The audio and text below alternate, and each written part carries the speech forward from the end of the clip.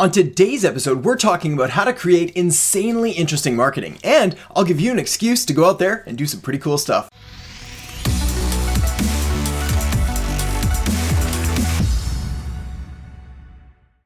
Hey there, my name is Erhart, and welcome to Modern Marketing Minute.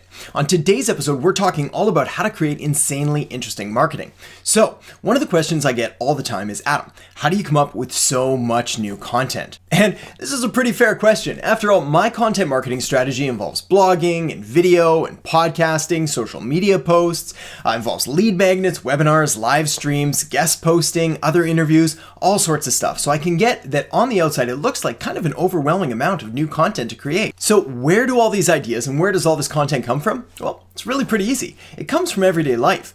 You see, Gary Vaynerchuk once said, document, don't create. And that's pretty much what I do with my marketing and all the content that I create. Everything that I write about or talk about or record like we're doing here is something that I've read or tried or implemented. All I do is I implement it, then I see what happens, get the results, and then I pass that on to you in some form of content. And this is where we get to the excuse for you to go out there and do some pretty cool things. You see, someone once told me that if you want to create interesting marketing and have an interesting business, you need to do interesting things because your business and your marketing is going to be some form of reflection of your life and of the things that you're doing outside of business or even in business. So let me say that again because it's really important. If you want to create interesting marketing, you need to do interesting things. Interesting life, interesting marketing, or cool things in, cool things out. So please use this as an excuse to get out there and do some really cool things. Either travel, visit a new restaurant, take up a new hobby, and make sure that you document the process and the lessons that you learn from it and how they apply to your business, and more specifically,